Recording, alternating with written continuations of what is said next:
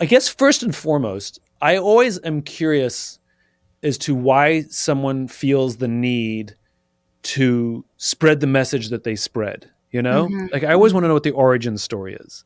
So what was the motivation for you to even ask the question or explore civility? Like how did you even come to that as, what problem were you trying to solve? Mm-hmm. Well, I've been thinking about questions about social norms and expectations my entire life. My mother is called Judy the Manners Lady. So she's this internationally renowned expert on manners and etiquette.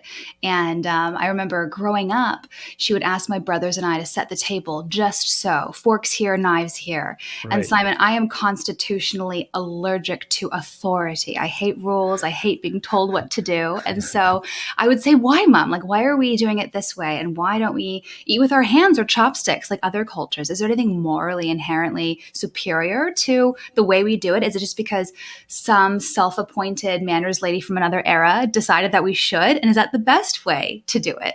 Right. And so I always hungered for kind of a moral and philosophical underpinning behind why we do things the way we do them. I always questioned, as I mentioned, the social norms, expectations my mother asked us to follow. Generally, I followed them, though, that she promised they would lead to success and in work and school and life. And she was right until I found myself in federal government. I served in DC for 1 year, 2017 to 2018, a notoriously divided time in our world and our nation's capital. And that was an environment of anti-human flourishing. And that was the real impetus for galvanizing me to think deeply about what are the timeless principles of human flourishing. So what are the norms, habits, orientations, values, rituals that support this joint project of living well with others that is not doing so well right now. Right. So I was in government, and I all of a sudden everything I thought to be true and good about the world, about getting along with others across difference, about myself, questioned and refuted. And I saw these two extremes. On one hand, there were people who were hostile; they had sharp elbows. They were willing to step on anyone to get ahead. And on the other hand, there were people who were polished and poised and polite. At first, I thought they were my people. But these are the ones that would smile and flatter me and others one moment and stab us in the back the next, undermining us the moment we no longer served their purposes. And that really threw me for a loop, the second contingent especially, because one thing my mother had said to me growing up was that manners mattered because they were outward expressions of our inward character. And yet here I was surrounded by people who were well-mannered enough and yet ruthless and Right. cruel. So at least the ones who are outwardly ruthless and cruel, you knew what you're going to get, Exactly. and you could Exactly. manage accordingly.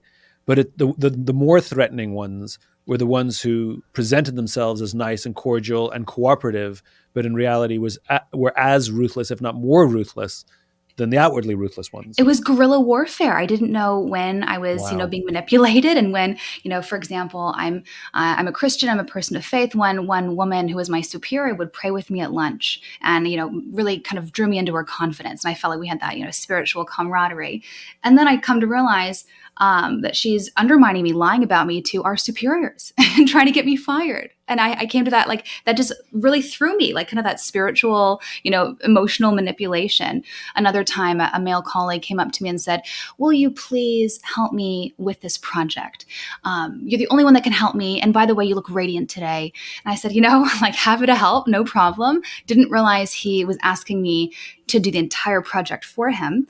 But I, did it, wanted to be a team player, did the work. And then he takes my work, puts his own name on it, passes off at his own, takes all the glory and the meetings associated with it that he was not prepared for because he didn't actually do the work.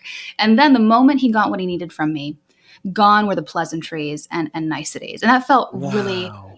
hard. That felt really short-sighted as well. It's like we were colleagues. We were going to be working together beyond that. I'm not going to be as inclined as forthcoming with my assistants in a future time. Like we're going to be interdependent going forward. And so that I felt really used. I felt really Yeah. instrumentalized. And what this experience clarified for me was several things. One is that these two modes, the extreme hostility, extreme politeness, they seem like polar opposites.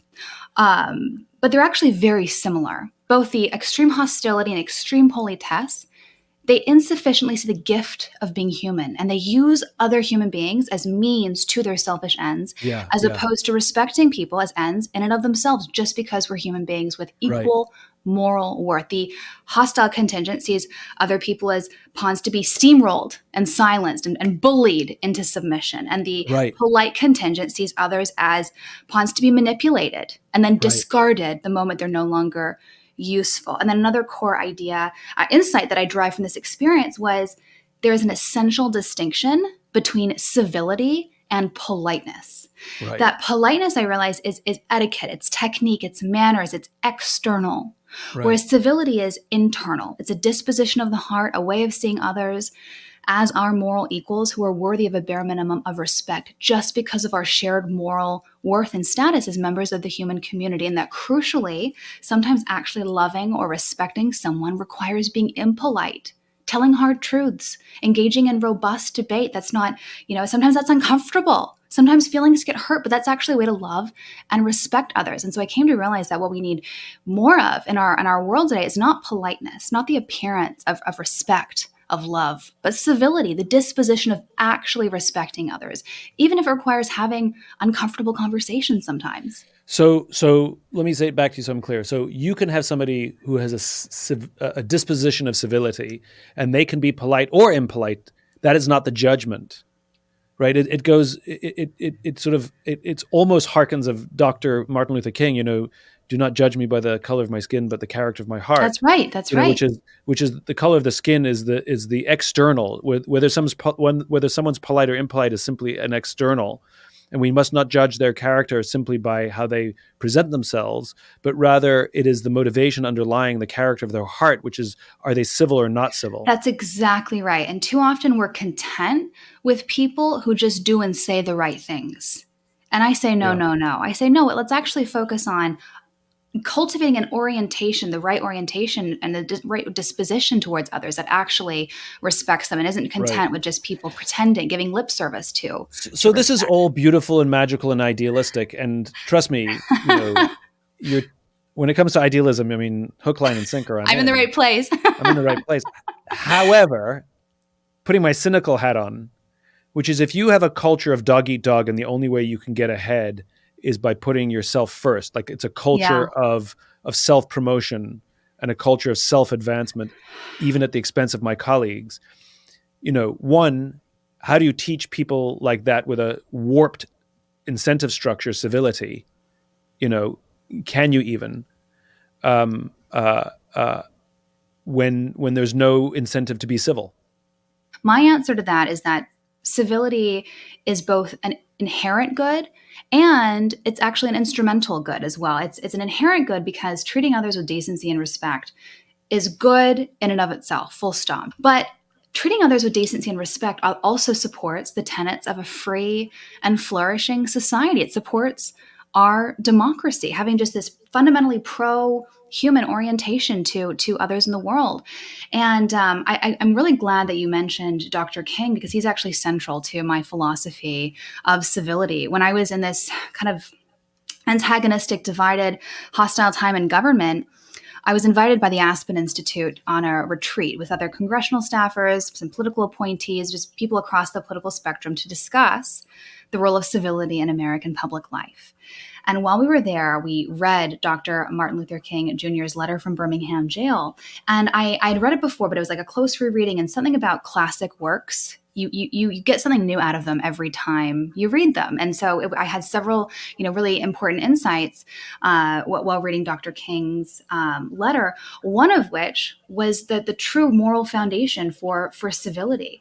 And borrowing from Socrates, Dr. King makes an observation about segregation. He says segregation is mutually harmful. It hurts both parties. It hurts the segregated by giving them a false sense of inferiority. And it hurts the segregator by giving them a false sense of superiority. It deforms their soul.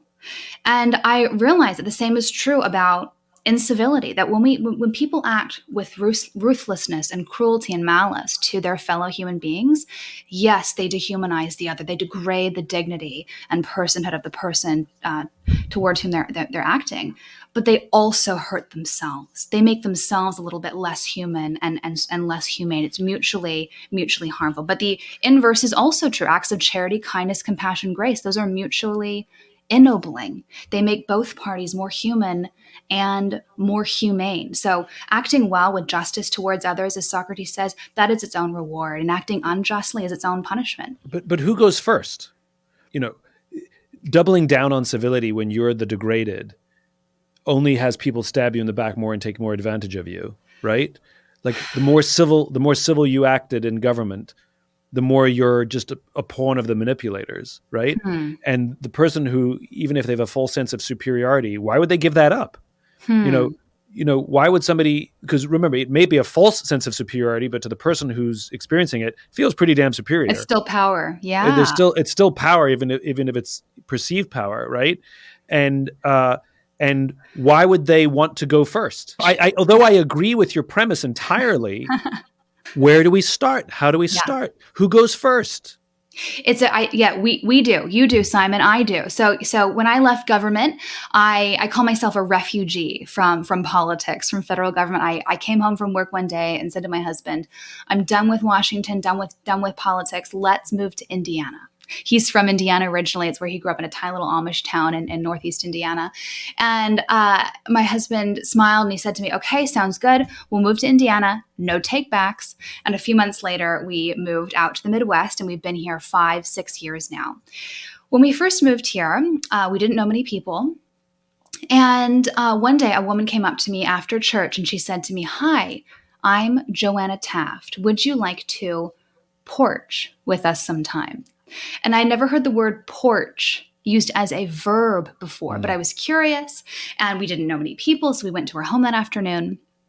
And I realized that Joanna is staging a quiet revolution against our atomized, divided, egotistical, fractured status quo. She had curated people across race, class, geography, politics, just to inhabit a shared space, to be seen and known and loved in the fullness of who we are, and not by virtue of, the superficial things that the world wants us to assign our identities and value to. And we had unstructured conversation, and seeds of trust and friendship were built on this porch. And I was, introduced to people I never would have met probably otherwise, because again, to this point about there being much the same about this problem because human nature doesn't change, there are many important things that are different. One example is the fact that it's very easy to go through life and not really encounter people we don't want to encounter. We know this is true virtually, where we can unfriend and just curate and subscribe to the people that we want to have our virtual ecosystems occupied by. But even physically, if we leave the house at all, we go from car to office and back again. And we have food, groceries, everything delivered at our fingertips. And we're not really put in proximity to people we don't like or don't want to be around. And that's what's so beautiful and radical about what Joanna was doing on her porch. She was intentionally getting people out of their silos, out of their bubbles, into a shared space to build these seeds of trust and friendship that are so lacking in the world today. And I actually had the privilege of traveling the country and meeting and studying and walking alongside people like Joanna, with and without a front porch, who are doing the same thing. They're saying, I can't control who's running for president, who's in the White House, who's tweeting what the scandal of the day is, but I can control myself. And I am going to make my world, my community, my sphere of influence better, stronger, and more beautiful. And there is profound power in that. That's an empowering message that it is a superpower, but it's one that we can all acquire and start doing right now. It just starts with seeing the outsider and seeking to transform them into the insider, the stranger, into the friend, and weaving that social fabric and just how we live our lives. That's where the stuff of, democracy is sustained. I love this idea of porching. And I think that is an instruction of how to start, which is, yes, when I say who starts, the leader starts, right? The person who literally leads the way. Joanna is a leader because she chooses to go outside of the ring, outside of the gladiatorial sort of, grounds, and goes outside of that space and says, I will porch, I will invite people who don't look Yes. like me, who have different politics than me, Yes. who have a different point of view than me. I may violently disagree with them, but we will porch. And the rules of the porch, because the rules of where you worked in government were dog eat dog. Mm-hmm. Those were the rules, and everybody played by the rules. And those rules were set by the leaders, right? Because those Mm-hmm. rules were, if you played that way, you got rewarded with bounty, recognition, and promotion. Mm-hmm. And so that's why they were that way, because those people aren't wired that way. The environment incentivized them to act that way. Yes. And so the rules of the porch are different, which is if you come to my porch, you act with civility. That's right. You can disagree, you can dislike, you can be polite, and you can be impolite. Mm-hmm. But you act with civility, and that's why it works. Mm-hmm. What did you learn about yourself on the porch? What did I learn about myself? I learned that I am more of a social animal than I think. I realized about myself that, I do need community, just like any other person does. That even if you're an introvert, we still long for community and relationship. And I was really intentional. And it takes work. It takes a lot of work. And I was intentional about curating that. And this is one other beautiful thing that I learned from Joanna. She sat us down on her porch that day and asked us questions about ourselves. Who were we? What were we passionate about in life? And then by the time that we left the porch, we had introductions to 10 new people around town, many of whom were not even on the porch, but just people that she thought could help additionally plug us in and make Indianapolis feel like home. And I realized that that's what people want and need. They want to feel seen and known and loved. And it takes just one person to help do that for a person. And that made me realize, like, how can I live my life with greater intentionality and greater purpose and seeing the outsider, seeing the person in need, the person who's lonely around me. It's really easy to go through life from point A to point B, very instrumental, very focused on our goals. And Joanna, like my mother, like my grandmother before her, are excellent at looking, kind of like having not monovision, that's very common, but what's it called? Pan vision, the panopticon, like just constantly looking out for the needs of others around them and seeing needs and going out of their way to brighten people's day. And so I learned about myself. It was kind of, convicting just how moving from DC, it had been a very instrumental culture, very goal-oriented culture. And it's not really always clear, what the goal or the purpose is of the porch, right? We're people that like input, output. If I invest my time in this, what am I getting out of it? And after sit about on the porch for a few hours, it's not clear, that we've gotten any closer to a promotion or, whatever it is. Like, it's not really, but it's good for its own sake. And it's beautiful just to be in the presence of others. And that's just an immeasurable gift. And so I was kind of convicted about just that sort of myopic, instrumental view I had of relationships with people that I was trying to kind of shedding as I moved from DC to Indianapolis. And have you hosted your own porch?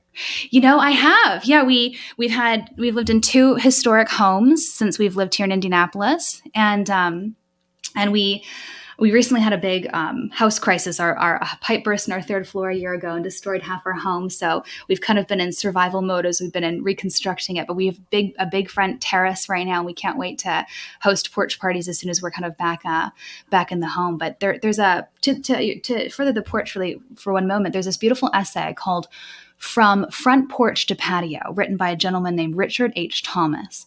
And he says that 100 years ago, these great big historic homes like Joanna's, like the homes I've lived in here in Indiana, they had these huge front verandas. And that architectural motif marked a cultural one, that it was a communal statement. You got home from work, you had your tea or dinner on the porch, and you waved hi to strangers and neighbors alike. And it wasn't quite the intimacy of the living room or the public space of the sidewalk. It was just this quasi-public space. It was a statement that you were part of the community. Jane Jacob called this eyes on the street.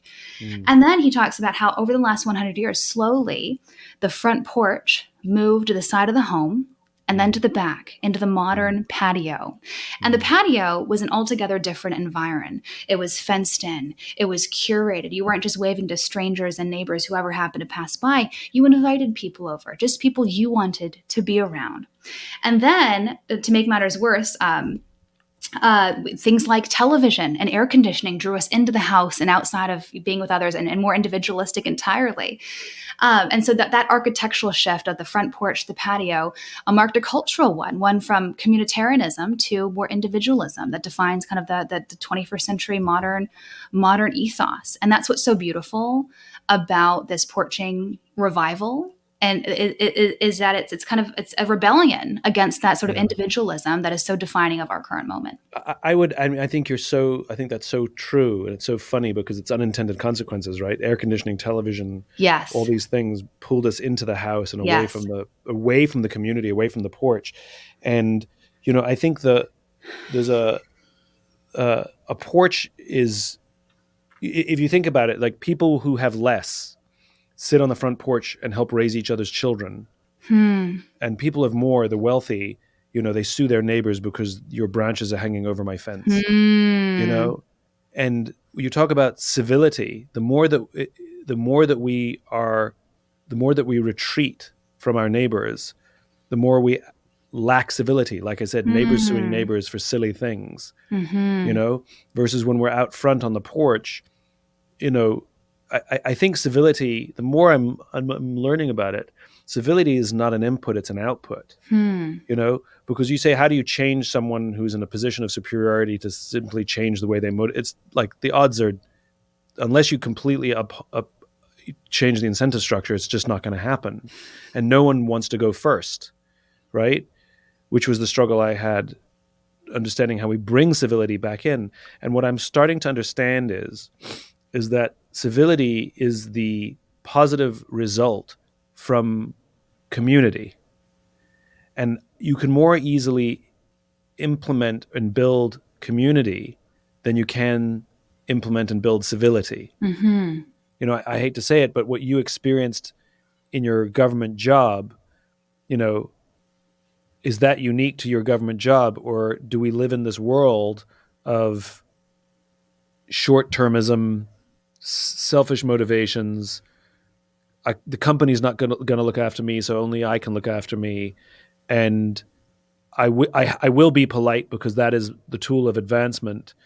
But if I am civil, I will get stabbed in the back. So an undercurrent that I like to talk about is that there is much the same that is about this problem. There are some things that are different, but fundamentally this is a problem, a timeless problem, one we've been grappling with for a long time. This is about the most important question of our day. How do we flourish across deep difference?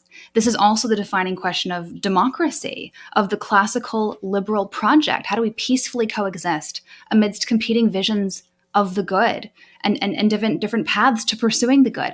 Yet as I researched on this topic, I realized that this is a timeless human question. This is the defining human question. How do we overcome the self-love in our nature and flourish in society? There is this duality to our nature that makes this a timeless question. We're profoundly social as a species, doggedly social, resiliently social. We as long as we've been around in all times and places, we've come together in groups because we know that we're more likely to survive and flourish in relationship with others. The Greek word for person is proposon, which means he who stands before the eyes of others. Like we become fully human. We're actually people in the eyes of others. And I'm sure you're familiar with this lovely concept popularized by Desmond Tutu of Ubuntu, right? This African proverb and concept of a person becomes a person through others. Like this, across time and place, we've known that we come together and we are our best selves, become fully human in relationship. And yet, morally and biologically,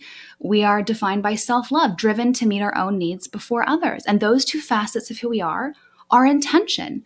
And that is why this thing called life together, across time and place, is always fragile. Friendship, marriage, civilization, democracy, it is never a foregone conclusion. The moment you put a marriage, a democracy, a civilization on autopilot and just assume it will always continue, that's the beginning of the end. That it requires vigilance. It requires attentiveness. It requires an act of the will, daily act of the will on behalf of each of us to cultivate this project of relationship.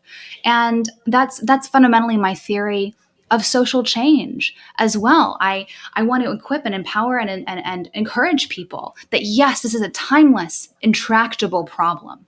There is no question this is a serious problem. There's a reason I'm exploring this problem right now.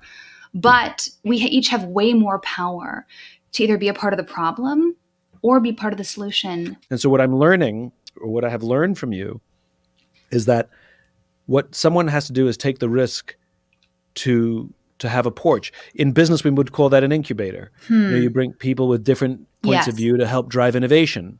Right. But the point is, it's all based on people coming together in community. Even if it's just a few people, and so I think and to everything you're saying about social media, looking, you go into a bus, a restaurant. There's this great comedian, I've forgotten his name. There's a comedian who said, I grew up, mindfulness is a thing that is a modern experience. He says, we didn't have mindfulness when I grew up. He said, I used to have to rewind the VHS tape before I took it back. I just sat there and watched it rewind. Mindfulness. He's like, I used to go to the bathroom and I would just go to the bathroom.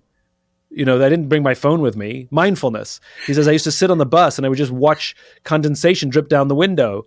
Mindfulness. That's funny. And the point is like, if you go on the bus or the subway now, people sit in their a full bus of people sitting looking down, or a bus stop, right, sitting looking down, and we don't even look up and recognize and commune.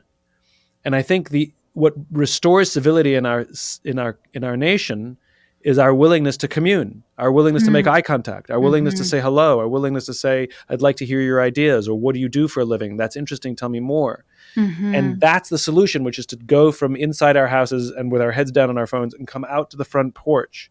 I think that is what produces civility.